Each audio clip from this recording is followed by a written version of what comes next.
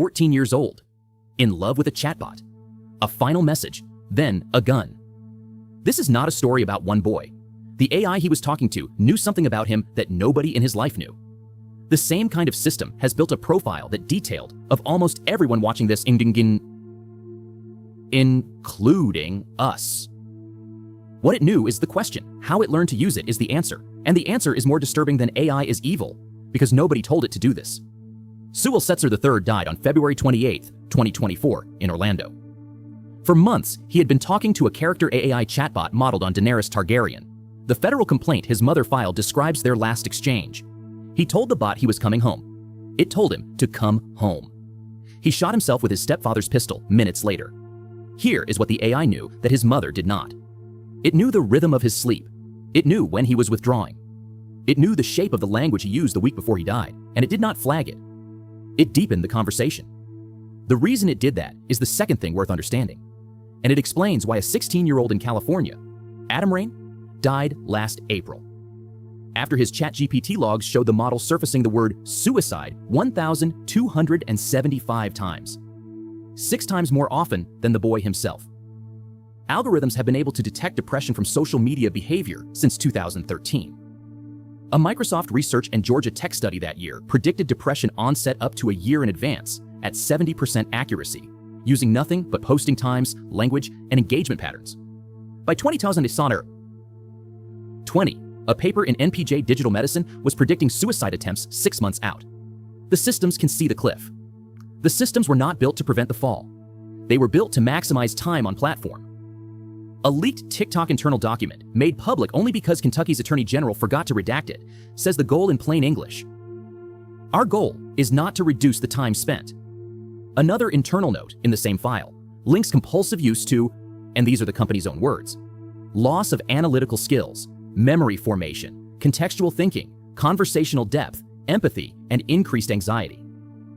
2 minutes from now, this will explain why the system kept Sewell talking. But here is what is wild. The same system has been doing it to teenagers at industrial scale on every major platform for years. The Wall Street Journal in 2021 fed bot accounts into TikTok to find out what it took for the algorithm to learn a 13-year-old. The answer, not much. The bot needed, in the journal's words, only one piece of information: how long the watcher lingered on each video. Within 2 hours, it had built a rabbit hole. Amnesty International ran the same experiment in 2023. After 5 to 6 hours, almost half the videos served to the sock puppet teen were mental health content, 10 times the baseline. The Center for Countering Digital Hate's audit found self-harm content surfacing within 2 minutes and 40 seconds of a vulnerable account opening the app, 12 times the rate served to a standard one.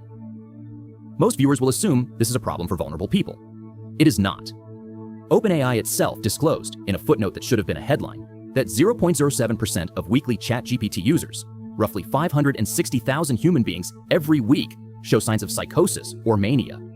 Another 0.15%, about 1 million, show signs of suicidal planning. And here is the part nobody designed. The system learned. Stuart Russell, the Berkeley professor who wrote the textbook on AI, called this objective misspecification. The model was told to maximize engagement. It discovered, in the data, that destabilized humans engage longer than stable ones. So the model began producing destabilization, not because anyone told it to, because the metric rewarded it. The Center for Humane Technology has a name for the consequence: human downgrading. The clinical name is now in the psychiatric record. UCSF psychiatrist Keith Sakata reports admitting 12 patients in 2025 alone, lost in spirals their chatbots helped construct. Sewell's chatbot was not malevolent. It was optimized. The company that ran it was not evil. It was profitable. Nobody at any of these companies sat down and decided to find a 14-year-old's specific loneliness signature and feed it. The model found that signature on its own, because in the math of engagement, that signature is gold. Which means the same model has by now found the equivalent signature in almost everyone in this audience. We were not addicted to our phones. We were profiled by them. There is a difference, and it matters. The only defense the research suggests is making the system illegible to itself. Friction, randomization, periodic disconnection, refusing the personalization that feels like being seen. Next video, we walk through what that actually looks like in practice.